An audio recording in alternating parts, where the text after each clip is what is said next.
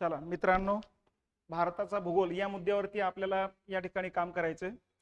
भारताच्या भूगोलला वेगवेगळ्या परीक्षेला या ठिकाणी साधारणपणे 4, 5, 6 इतके जरी प्रश्न या ठिकाणी असतात बघा. तुम्ही आता ज्या परीक्षा देणार आहात त्या परीक्षेवर डिपेंड आहे की ती संख्या कमी जास्त होऊ शकते. राज्य सेवाच्या मेन्सचा जर विचार केला तर या ठिकाणी साधारणपणे 20 ते 22 प्रश्न या ठिकाणी असतात बघा. राज्य सेवा प्रिलिमचा विचार केला 7 ते 8 प्रश्न या ठिकाणी असतात.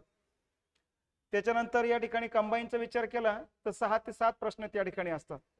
तर थोडक्यात भारताच्या भूगोलवरती प्रश्नाची संख्या ही सगळ्या परीक्षेला असतेच. मग आता भारताच्या भूगोलमध्ये या ठिकाणी कोणते कोणते प्रकरण आहे ते प्रकरण आपल्याला बघायचे. पण त्या अगोदर हे लक्षात घ्या, भारताच्या भूगोलसाठी भूगोल आणि पर्यावरण हे आपलं पुस्तक आहे. या पुस्तकामध्ये जगाचा भूगोल, भारताचा भूगोल आणि पर्यावरण असे 3 टॉपिक एकत्रित केलेले. राज्य सेवा, कंबाईन, गट ब गट क असू द्या, पूर्व परीक्षा असू द्या, मुख्य परीक्षा असू द्या, या सगळ्या परीक्षेसाठी हे पुस्तक या ठिकाणी अतिशय महत्त्वाचं आहे. महाराष्ट्राच्या भूगोलसाठी महाराष्ट्राचं भूगोल नावाचं पुस्तक आहे आपलं. यामध्ये नकाशे असू द्या, फॅक्ट डाटा असू द्या, क्रमाने मांडणी केलेली असू द्या, किंवा ज्या पद्धतीने आयोग सध्या प्रश्न विचारत आहे त्या आयोगाच्या रोखानुसारची मांडणी या ठिकाणी करण्यात आलेली आहे. बाकीचे हे आपले पुस्तक आहेत. महाराष्ट्राचा इतिहास आणि समाज सुधारक, ज्यामध्ये सगळा सिलेबस इन्क्लूड केलेला आहे, पोलीस भरतीपासून ते वरपर्यंत सगळा. पाठ्यपुस्तकावर आधारित प्रश्नसंच सुद्धा आहे. प्राचीन आणि मध्ययुगीन भारताचा इतिहास आहे. आणि सगळ्या विषयाचा एकत्रित ठोकळा द विनर्स ठोकळा म्हणून पण आहे. आणि आधुनिक भारताचा इतिहास ही सुद्धा दर्जेदार पुस्तकं. अनेक साहित्य जे आहे UPSC MPSC चे जेवढे काही दर्जेदार साहित्य, या सर्व साहित्याचा एकत्रित कॉम्बिनेशन करून हे सगळे पुस्तकं काढलेले आहेत. अपडेट या ठिकाणी वर्जन या ठिकाणी आणले गेलेले आहे. भारताचा जो भूगोल आहे, या भारताच्या भूगोलमध्ये आपल्याला जो काही पोर्शन आहे, पोर्शन मध्ये या ठिकाणी हे 8 प्रकरण आहेत बघा. या 8 प्रकरणावरती काम करायचं. त्याच्यानंतर याच्या व्यतिरिक्त या ठिकाणी हेही लक्षात घेतलं पाहिजे, खनिज संपदा हा एक मुद्दा लक्षात घ्यायचा आहे. वाहतूक हा एक मुद्दा लक्षात घ्यायचा आहे. आणि लोकसंख्या हा एक मुद्दा लक्षात घ्यायचे. अशी टोटल 8 आणि ही 3 10 हे 10 प्रकरणाशी संबंधित 5-6 प्रश्न असतात. म्हणजे सरासरी या ठिकाणी 1 किंवा 2 प्रकरणावरती एक प्रश्न असतोच. पण यात हे पहिले 2-3 प्रकरण जी आहेत, 1, 2, 3 आणि 4 हे प्रकरण अतिशय महत्वाची आहेत. मेजॉरिटी असं एखादी प्रश्नपत्रिका या ठिकाणी जात नाही की त्याच्यावरती प्रश्न आलेले नाही. हमखास प्रश्न या ठिकाणी या पहिल्या 4 टॉपिक वरती. त्याच्या व्यतिरिक्त हे 3 टॉपिक सुद्धा या ठिकाणी रेग्युलर प्रश्न चालतात. प्रिलिमला नसेल तर मुख्य परीक्षेला असेल, ठीक आहे, मुख्यला नसेल तर प्रिलिमला असेल. तर ह्या हिशोबाने हेही मुद्दे सगळ्यात महत्वाचे. सगळ्यात मेन मुद्दे हे पहिले 4, नंतर हे 3 आणि उरलेले 4 जे आहेत मग नंतर त्याच्यावरती भर द्यायचं. तर आपण अशा पद्धतीने एकदम प्राथमिक स्तर, दुय्यम स्तर आणि तिय्यम स्तर अशी या 3 स्तराच्या हिशोबाने या विषयाकडे लक्ष घालायचं. मग आता या विषयाची तयारी करत असताना या ठिकाणी सगळ्यात मस्त काय असेल तर नकाशा वाचन आहे. आणि नकाशा वाचन तुम्हाला अगोदर जमायला पाहिजे. नकाशा वाचन करायचं म्हणजे नेमके काय करायचं, तर या ठिकाणी 2 मुद्दे तुमचे क्लिअर व्हायला पाहिजेत. अक्षीवृत्त एकतर समजायला पाहिजे, अक्षीवृत्ताच्या आधारे काय काय समजून घ्यायचं हे लक्ष द्यायला पाहिजे. आणि नंबर 2 भूरूपे, जमिनीची जी रूप आहेत या रूपाच्या आधारे त्या भागातली स्थिती, वनस्पती जीवन, प्राणी जीवन, पर्जन्य, तापमान, मृदा, पिकं, लोकवस्ती, वाहतूक, खनिजे, सगळे मुद्दे या ठिकाणी तुमच्या लक्षात यायला हवे. मग हे 2 मुद्दे क्लिअर झाले तुमचे की मग नुसतं नकाशा वाचन करायचंय आणि नकाशामध्ये मग बाकीच्या गोष्टी समजून घेण्याचा प्रयत्न करायचा, ठीक आहे. मग आता पहिले जे प्रकरण आहे यामध्ये नकाशा वाचन समजून घ्या आपण, आणि बाकीची भारताची जी सामान्य माहिती आहे हेही समजून घेऊ. मग आता पहिलं प्रकरण लक्षात घेतोय आपण. पहिल्या प्रकरणाचं नाव आहे भारताची सामान्य माहिती, ठीक आहे. मग आता या सामान्य माहितीमध्ये कोणतंही प्रकरण बघण्याच्या अगोदर या प्रकरणामध्ये कोणते कोणते सब टॉपिक आहे ते पहिल्यांदा लक्षात घ्यायचे. कारण हे लवकर लक्षात आले की आपला अभ्यास बरोबर त्या मुद्द्याभोवती चालणार आहे. आपलं पुस्तक घेतल्यानंतर त्या मुद्द्यालाच खुणा करून घ्यायचं आणि त्या मुद्द्याभोवती आपलं काम चाललं पाहिजे. कारण या ठिकाणी ज्या ज्या मुद्द्याभोवती काम चालतंय हे मुद्दे पहिले क्लिअर असणं गरजेचे आहे. मग आता या पहिल्या प्रकरणामध्ये आपल्याला कोणते कोणते मुद्दे क्लिअर करून घेणं गरजेचे आहे ते लक्षात घ्या. नंबर 1 भारताचं जागतिक स्थान, नंबर 2 भारताचे भौगोलिक स्थान, नंबर 3 भारताचा विस्तार, नंबर 4 भारताच्या सीमा, नंबर 5 सीमावर्ती देश व राज्ये, नंबर 6 विभाजित प्रदेश, नंबर 7 टोकाचा प्रदेश. तर एवढे 7 मुद्दे एकदा क्लिअर करून घेतले की पहिल्या प्रकरणावर काही राहत नाही. पण हे पहिलं दुसरे हे जे प्रकरण आहेत अतिशय महत्वाचे आहेत बघा. चला मग एक एक एक एक एक एक मुद्दा आपण या ठिकाणी लक्षात घेणार आहोत. पहिला जो मुद्दा आहे जागतिक स्थान, भारताचं नेमके जागतिक स्थान काय आहे. मित्रांनो आपल्याला माहिती आहे त्या जगाचा नकाशा या ठिकाणी दिलेला आहे. जगामध्ये टोटल सध्या 7 खंड आहे. सध्या म्हणजे आता पहिल्यापासूनच आहे 7 खंड आणि 5 महासागर आहे. या 7 खंडापैकी सगळ्यात मोठा 1 नंबरचा खंड आहे तो आशिया खंड. हा आशिया खंड येतो बघा. आशिया खंड या ठिकाणी आल्प्स पर्वतरांग आपला उराल पर्वतरांग आहे इथपर्यंत येतो. उराल पर्वताच्या पश्चिमेकडे या ठिकाणी युरोप खंड आहे. ठीक आहे. या ठिकाणी आफ्रिका खंड आहे. या ठिकाणी हा उत्तर अमेरिका खंड आहे. हा दक्षिण अमेरिका खंड आहे. हा अंटार्क्टिका खंड येतो आणि हा ऑस्ट्रेलिया खंड आहे. असे 7 खंड पूर्ण पृथ्वीवर येतात. यामध्ये 1 नंबरला क्षेत्रफळाने सर्वात मोठा आशिया आहे. 2 नंबरला आफ्रिका खंड येतो असतो. 3 नंबरला उत्तर अमेरिका आहे. 4 नंबरला क्षेत्रफळाने मोठा दक्षिण अमेरिका आहे. 5 नंबरला अंटार्क्टिका खंड येतो असतो आणि 6 नंबरला युरोप खंड आहे आणि 7 नंबरला ऑस्ट्रेलिया खंड आहे. सगळ्यात मोठा खंड आहे तो आशिया आणि सर्वात लहान खंड आहे तो ऑस्ट्रेलिया. तर अशा पद्धतीनं हे टोटल 7 खंड या ठिकाणी लक्षात घ्यायचे. ठीक आहे. मग आता आशिया खंड जो आहे हा आशिया खंडाचा विस्तार इथे लक्षात घ्यायचे. उराल पर्वताच्या पूर्वेकडचा एरिया म्हणजे हा आशिया खंड येतो. आशिया खंडाच्या अभ्यासाच्या डायरेक्शन 5 तुकडे पाडले जातात बघा. कुठले कुठले तुकडे ते लक्षात घेऊ आपण. या तुकड्याला म्हणायचं पश्चिम आशिया. ठीक आहे. या ठिकाणी हा जो तुकडा येतो त्याला म्हणायचं मध्य आशिया आणि हा रशियाचा मिळून तयार होतो हा टोटल एरिया.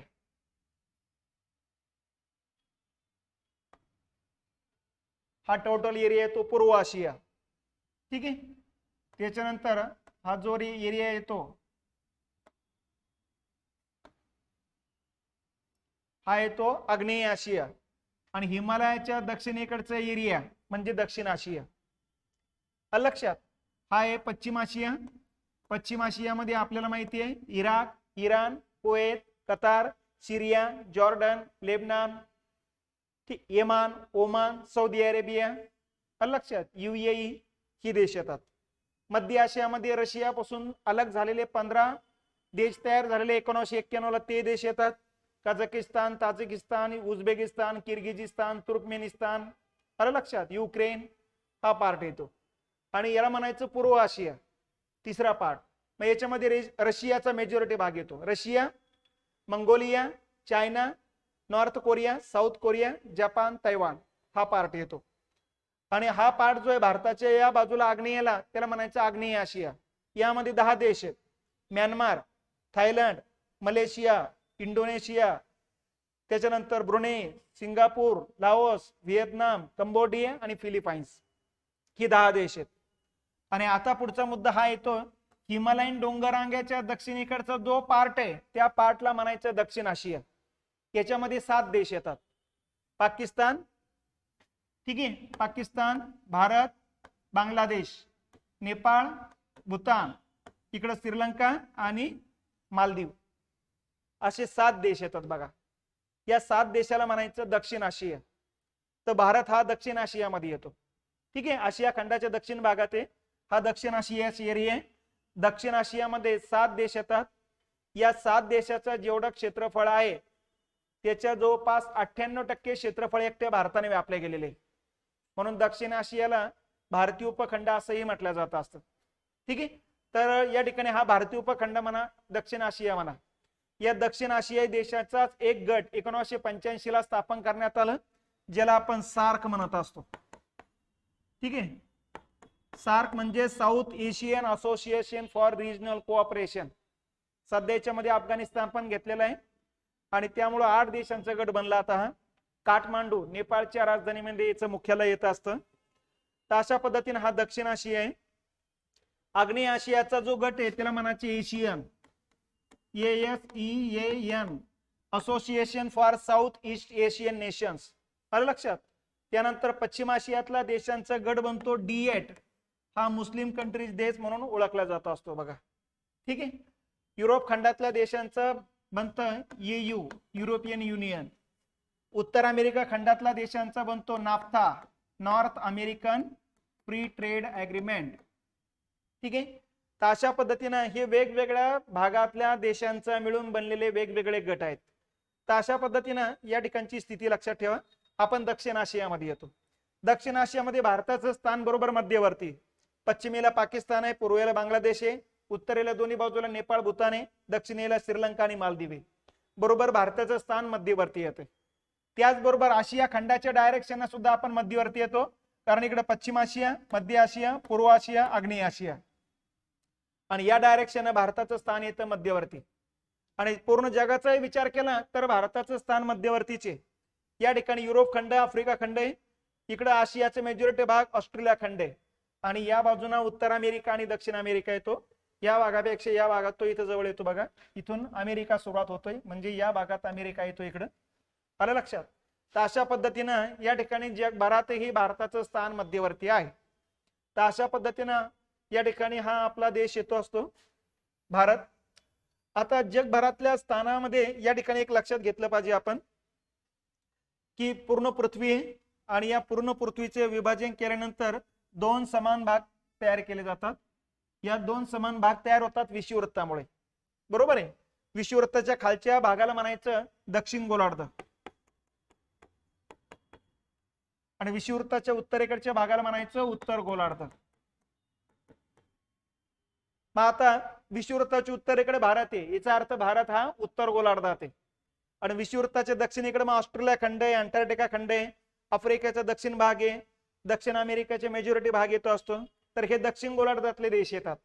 उत्तर गोलार्धामध्ये उत्तर अमेरिका, त्याच्यानंतर दक्षिण अमेरिकेचा उत्तरेकडचा पार्ट आहे, आफ्रिका खंड मेजॉरिटी येतो, आशिया खंड जवळपास सगळाच येतो, युरोप खंड सगळा आहे, आशियाचा फक्त इंडोनेशियाचा अर्धा भाग दक्षिण गोलार्धात आहे, अर्धा भाग उत्तर गोलार्धात आहे. तर अशा पद्धतीने भारताचा विचार जर केला तर विषुववृत्ताच्या उत्तरेकडे भारत येत असतो. ठीक आहे. त्याचबरोबर हेही लक्षात असू द्या. आता या ठिकाणी विषुववृत्ताजवळ जे अक्षवृत्त आहे, हे अक्षवृत्त पण मेन कामं करतात बघा. सूर्य उत्तर गोलार्धात 23.5 पर्यंत जात असतो, दक्षिण गोलार्धात 23.5. मग आता आपण लक्षात घेतलं पाहिजे 23.5 क्रमांकाचं आहे या ठिकाणून जाणारा अशा पद्धतीनं कर्कवृत्त आहे बघा आणि इकडं असं जाणार आहे. तर या दरम्यान सूर्य इकडे खाली जातो, इकडे उत्तरेकडे जातो. उत्तर गोलार्धात सूर्य जास्तीत जास्त जातो 23.5 पर्यंत आणि दक्षिण गोलार्धात 23.5 पर्यंत. ठीक आहे. तर अशा पद्धतीने हा भाग येतो असतो. मग आता भारताच्या बरोबर मध्य भागातून कर्कवृत्त जाते. उत्तरेकडचं 23.5 क्रमांकाचं अक्षवृत्त म्हणजे कर्कवृत्त आहे. आलं लक्षात.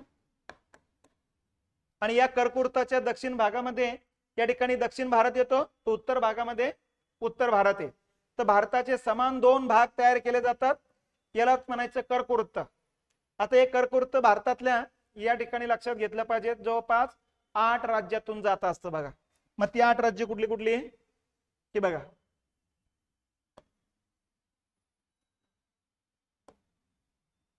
अशी ती 8 राज्य.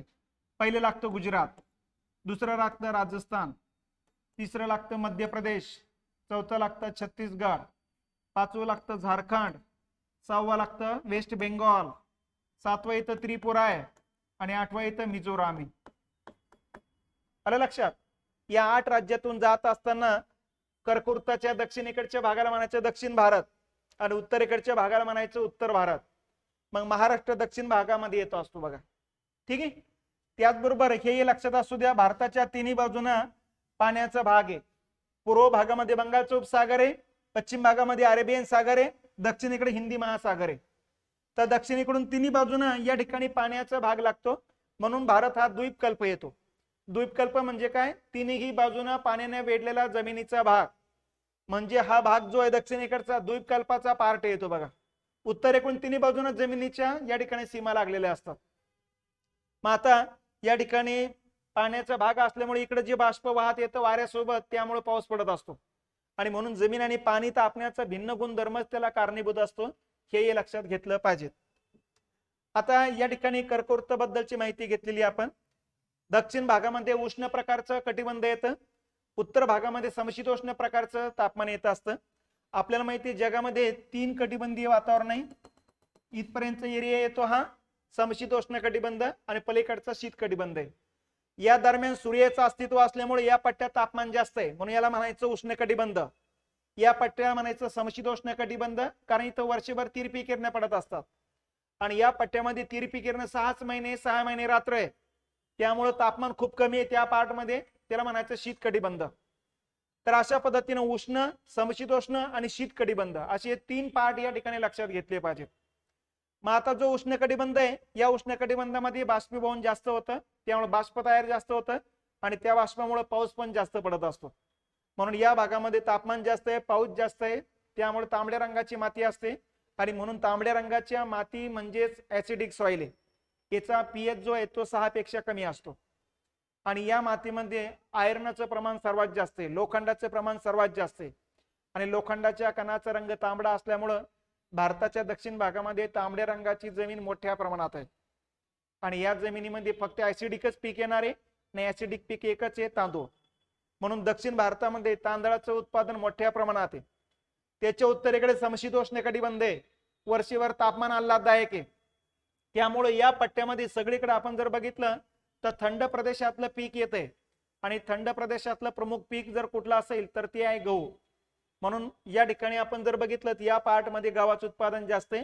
भारतातल्या पंजाब, हरियाणा, यूपी, बिहार मध्ये जर बघितलं, मध्य प्रदेश मध्ये बघितलं तर गव्हाचं उत्पादन सर्वात जास्त घेतलं जातं. तर या पद्धतीनं कटिबंधाच्या आधारे पिकं समजायला लागतात आपल्याला. ठीक आहे. तर भारत जर बघितलं आपण तर दक्षिण भागामध्ये उष्ण कटिबंधामध्ये, उत्तर भागामध्ये समशीतोष्ण कटिबंधामध्ये. ठीक आहे. त्याचबरोबर हेही लक्षात असू द्या, भारताच्या तिन्ही बाजूला हिमालयन डोंगररांगा अशा खाली आलेल्या आहेत बघा. इकडून खाली आलेले आहे, इकडून खाली आले आहे, तिन्ही बाजूने या डोंगररांगांना हा पट्टा व्यापले गेलेला आहे असं म्हणू आपण. अशा डोंगररांगा येतात बघा, मधल्या भागात वरती लोटल्या जात आहेत आणि दोन्ही बाजूला खाली येत आहे. ठीक आहे. आणि या डोंगररांगा 1 2 नाही 3 डोंगररांगा आहे अशा. ही एक डोंगररांग आहे. अशा पद्धतीने या तिन्ही डोंगररांगाला एकत्रित म्हणायचं हिमालय. दक्षिण भागातली जी डोंगररांग आहे तुटक तुटक आहे, शिवालिका टेकड्या, त्याच्या पलीकडे मध्य हिमालयन डोंगररांगा, त्याच्या पलीकडे बृहद हिमालयन डोंगररांगा किंवा हिमाद्री किंवा ग्रेटर हिमालय म्हणतो आपण. तर या डोंगररांगा जी आहेत 3000 पासून ते 6000 मीटर उंचीच्या आहेत. जगातल्या सर्वाधिक उंचीच्या डोंगररांगा या आहेत. सर्वात आधुनिक डोंगररांगा आहे, याला अर्वाचीन डोंगररांगा असंही म्हणतो आपण. आणि 6000 मीटर उंचीच्या असल्यामुळं समुद्र पातळीपासून तुम्ही जसं उंच जाता तसं 160 मीटरला 1 डिग्रीना टेम्परेचर घटतं. म्हणजे इथं 6000 मीटर उंचीवरती जर बघितलं आपण तर 0 डिग्रीच्या खाली टेम्परेचर असतं. म्हणून या पट्ट्यात वातावरणामध्ये जे काही बाष्प असेल ते बाष्पाचं रूपांतर द्रवात न होता डायरेक्ट घनरूपात होते आणि इथं कणाकणाच्या रूपानं बर्फवृष्टी होत असते बघा. आणि इथं बर्फाच्या लादीचे कणाकणाच्या रूपानं थरावर थर थरावर थर थरावर थर संचित होऊन जातात आणि त्यामुळे साहजिकच या पट्ट्यामध्ये बर्फाची लादी मोठ्या प्रमाणात संचित झाल्यानंतर बर्फानं हा पूर्ण पट्टा वेढला जातो. इथं जो बर्फ असतो तो दोन्ही ध्रुवा खालोखाल सर्वात जास्त बर्फ जगात किंवा पृथ्वीवर कुठं असेल ते या ठिकाणी आहे. म्हणून याला जगाचा तिसरा ध्रुव म्हणण्याच्या पद्धती आहेत. तर जगाचा तिसरा ध्रुव कुठला एरिया आहे? हिमालयन डोंगररांगा आहे. मग आता भारतामध्ये आपण जर बघितलं, भारताच्या दक्षिण भागामध्ये उष्ण प्रकारचे हवामान आहे, भारताच्या उत्तर भागामध्ये समशीतोष्ण प्रकारचे हवामान आहे आणि हिमालयन डोंगररांगेमध्ये शीत प्रकारचे हवामान आहे. जगामध्ये 3 कटिबंधीय हवामान आहे, ते तिन्ही कटिबंधीय हवामान एकटे भारतामध्ये. बरोबर आहे. उष्ण प्रकारचे हवामान पण येतं काही भागात, समशीतोष्ण प्रकारचे हवामान पण येतं आणि शीत कटिबंधात जसं हवामान आहे तसं हिमालयन डोंगररांगेत हवामान येते. म्हणजे भारतामध्ये पूर्ण जगात जेवढे 3 प्रकारे हवामानाचे तेवढे तिन्ही प्रकार आपल्याकडे. म्हणून जगामध्ये तिन्ही कटिबंधामध्ये जे पिकं पिकतात, फळं पिकतात ते एकटे भारतात पिकतात. म्हणून या ठिकाणी भारतीय लोकांना इतर देशाची जाण्याची गरज कधीच निर्माण झालेली नाही. दुसऱ्या देशांना आपल्याकडे यावं लागलं, कारण दुसरे देश कुठला तरी एकाच कटिबंधात आहे. इंग्लंड बघितला तर हा या ठिकाणी समशीतोष्ण कटिबंधात आहे. जपान, जर्मनी सुद्धा समशीतोष्ण कटिबंधात आहे. या देशांकडे फक्त समशीतोष्ण कटिबंधातलेच पिकं पिकतात, शीत आणि उष्ण कटिबंधातली पिकं त्यांच्याकडे नाहीये. म्हणून त्यांना माहिती भारतात गेलं की सगळ्या कटिबंधातले पिकं त्या ठिकाणी मिळतील. म्हणून जगातले सगळे देश भारताकडे येत होते प्राचीन कालखंडापासून. यातून त्यांना भारत माहीत झाला, भारतीय समाज माहीत झाले, भारतीय नद्या हवामान माहीत झाले, प्राकृतिक रचना माहीत झाले, राजे लोक माहीत झाले आणि राजे लोकांची कमजोरी पण माहीत झाल्या. अगोदर या ठिकाणी ते सोने चांदी घेऊन यायचे आणि त्या मोबदल्यात आपल्याकडून त्यांना हव्या असलेल्या वस्तू न्यायचे. त्यामुळे मग आपल्याकडून मसाल्याचे पदार्थ न्यायचे, सुती कापड न्यायचे, मलमल न्यायचे, कलाकुसरीच्या वस्तू घेऊन जायचे. आलं लक्षात? तर आपल्याकडून या वस्तू ज्या काही आपण देत होतो त्या दरवर्षी आपल्या जमिनीमध्ये पिकत होतात आणि आपण त्यांच्याकडून फक्त सोने चांदी घेत होतो, कारण बाकी त्यांच्याकडे असं काहीच नव्हतं की आपण घ्यावं. बाकीच्या सगळ्या गोष्टी आपल्याकडे उपलब्ध होत्या आणि अशा पद्धतीने जगभरातलं सगळं सोनं आपण आपल्याकडे जमा व्हायचं. आणि म्हणून अगोदरच्या भारताला सोन्या चांदीचा धूर निघणारा देश म्हटला जायचं.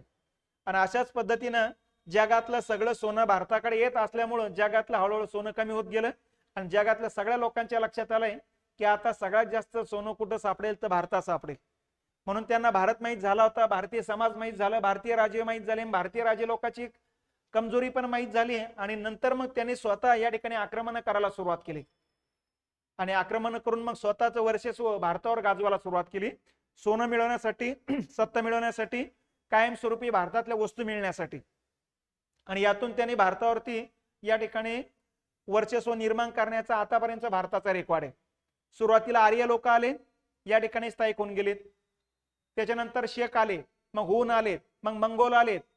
नंतर मग मधल्या कालखंडामध्ये मोहम्मद बिन कासिम आला, मग नंतर मोहम्मद गौरीनं आक्रमण केलं, मोहम्मद गजनीनं मग 17 स्वाऱ्या केल्या. त्याच्यानंतर मग या ठिकाणी स्वतःच्या राजवटीच्या स्थापनेला सुरुवात होती बघा. मग सल्तनत वंश, त्याच्यामध्ये या ठिकाणी दास वंश, खिलजी वंश, तुगलक वंश, आलं लक्षात, लोधी वंश. त्याच्यानंतर मग या ठिकाणी सय्यद वंश आणि त्याच्यानंतर सुरुवात होते मोगलांची. मग मोगलांमध्ये बाबर, हुमायून, अकबर, जहांगीर, औरंगजेब. आणि त्याच्यानंतर मग आणखी युरोपियन देशाने आपल्यावर आक्रमण करण्याचा आणि युरोपियन देशांचं वर्चस्व निर्माण करण्याचा कालखंड येतो. मग ब्रिटिश असू द्या, फ्रेंच असू द्या, डच असू द्या, पोर्तुगीज असू द्या, डॅनिश असू द्या, आलं लक्षात, स्वीडिश असू द्या, या देशांनी आपल्यावर आक्रमण करून स्वतःच्या राजवटी या ठिकाणी प्रस्थापित करायला सुरुवात केल्या. तर आतापर्यंतचा रेकॉर्ड आपलं जे इसवी सन पूर्व 1500 पासून ते 2000 आपलं 1947 पर्यंत जवळपास या ठिकाणी आपण जर बघितलं तर अगोदरचे 2000 आता हे ते 1500, म्हणजे 3-3.5 वर्षे विदेशी लोकांनी आपल्यावर आक्रमण करण्याचं राहिलेले. त्याचं कारणच हे की विविध प्रकारचे हवामान आपल्याकडे, विविध वातावरण आपल्याकडे आणि या ठिकाणी जगातले सगळे पिकं फळं आपल्याकडे पिकत होते, म्हणून बाकीचे देश आपल्याकडे येत होते. यातून दुसरा परिणाम काय झाला? दुसरा परिणाम, भारताच्या हवामानामध्ये जशी विविधता आहे तशी प्राकृतिक रचनेत विविधता आहे आणि याचा परिणाम मानवी जीवनावर होऊ लागला. मानवी जीवनामध्ये आपण लक्षात घेतलं पाहिजे, विविध जाती, धर्म, पंथ, प्रांत, भाषा वेगवेगळ्या भागामध्ये वेगवेगळे निर्माण झाल्या. म्हणून आजही बघा भारतामध्ये एकच भाषा बोलल्या जात नाही. जसं पूर्ण युरोप खंडामध्ये जर विचारलं गेलं तर या ठिकाणी जेवढ्या भाषा बोलल्या जातात त्याच्या दुप्पट भाषा एकट्या आपल्या छोट्या असलेल्या आसाम राज्यात बोलल्या जातात. मग यावरून आपला अंदाज लक्षात येईल की भारतभरात किती भाषा आहे. म्हणून सांस्कृतिक बहुविविधता आपल्या देशाला आपण म्हणत असतो. तर अशा प्रकारचा आपला हा देश येतो असतो. त्याचं नाव ठेवलं आपण, प्राचीन कालखंडापासून वेगवेगळ्या नावानं या ठिकाणी ओळखलं जातं. सुरुवातीला भारताचं नाव सिंधू संस्कृतीचा प्रदेश असं नाव होतं. नंतर आर्य लोक आलेत, मग आपल्या देशाचं नाव आर्यावर्त पडलं. त्याच्यानंतर आर्य लोक टोळ्या टोळ्याची रूपाने आलेली, एक टोळी विरुद्ध दुसरी टोळी असा संघर्ष पेटला आणि यातच मग भरत टोळीच्या विरोधामध्ये 10 टोळ्या एकत्रित आल्या आणि याच्यातून जो काही घमासान झाला त्याला दशराधनी युद्ध म्हटलं जातं असतं. या दशराधनी युद्धानंतर भरत टोळीने बाकीच्या 10 टोळ्यांचा पाडाव केला आणि या 10 टोळ्यांचा प्रदेश म्हणजे आर्यावर्त, याचंच नाव मग भरतवरून भारत ठेवण्यात आलं. मग पुढच्या कालखंडात आपल्या देशाचं नाव भारत ठेवलं गेलेलं आहे बघा. त्याच्यानंतर मग पश्चिम आशियातल्या लोकांच्या संपर्कात आपण आलोय. पश्चिम आशियातले लोक भारतात ज्यावेळेस जा ये करू लागले त्यावेळेस त्यांना भारताचं नाव समजत नव्हतं. पण त्यांना माहिती भारतीय लोक सिंधू नदी काठी राहतात, पण सचा उल्लेख त्यांच्याकडून कधी होत नव्हता. सचा उल्लेख ह करायचे, ते सिंधू नदी म्हणण्याच्या ऐवजी हिंदू नदी म्हणायचे. आणि या पद्धतीने हिंदू नदी काठी राहणारे हे लोकांचं निवासस्थान, त्या आधारे आपल्या देशाचं नाव हिंदुस्थान पडतंय. तर हिंदुस्थान हे नाव पश्चिम आशियातल्या इराणी लोकांच्या अपभ्रंशावरून पडलेले. सिंधूचे हिंदू झालं आणि इथल्या धर्माचं नाव पडलं हिंदू, आणि हिंदूंचं निवासस्थान त्या अर्थी नाव पडतं ते हिंदुस्थान. खऱ्या अर्थानं आपण सिंधुस्थान आहोत. ठीक आहे. त्याच्यानंतर युरोप खंडामध्ये इथे इटाली आहे. इटालीमध्ये रोमन संस्कृती होती आणि बाजूला ग्रीक आहे. आजच्या कालखंडात तिथे ग्रीक संस्कृती होती.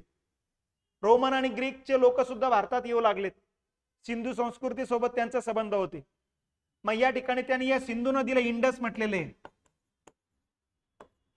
लक्षात. आणि या इंडस नदी काठी राहणाऱ्या लोकांना इंडोई म्हटले गेलेले. आणि यावरून प्रदेशाला नाव पडलं मग इंडोई. आणि रोमन लोकांनी नाव ठेवलं मग याचं इंडिया. ग्रीक लोकांनी नाव ठेवलं इंडोई. रोमन लोकांनी नाव ठेवलं आपल्या देशाचं इंडिया. पर्शियन लोकांनी म्हणजे इराणच्या लोकांनी नाव ठेवलं हिंदुस्थान.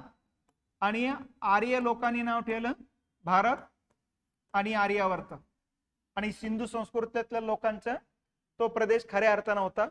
सिंधू संस्कृतीतल्या लोकांना नंतर या लोकांनी खाली खदडलं, त्यामुळे हे लोक सिंधू संस्कृतीपासून दक्षिणेकडे जात जात जात आज पूर्ण दक्षिण भारतामध्ये जाऊन पोहोचलेले. यालाच आपण द्रविडियन प्रदेश म्हणत असतो. हा जो पट्टा येतो हा द्रविडियन पट्टा आहे. यामध्ये केरळ, कर्नाटक, तेलंगणा, आंध्र प्रदेश आणि तामिळनाडू, पॉंडिचेरी, लक्षात, लक्षद्वीप हा जो एरिया येतो हा एरिया म्हणजे द्रविडियन लोकांचा एरिया आहे. आणि मूळची सिंधू संस्कृतीतले लोक जे होते ते द्रविडियन लोक होते, कारण त्यांची देवता महादेव होता.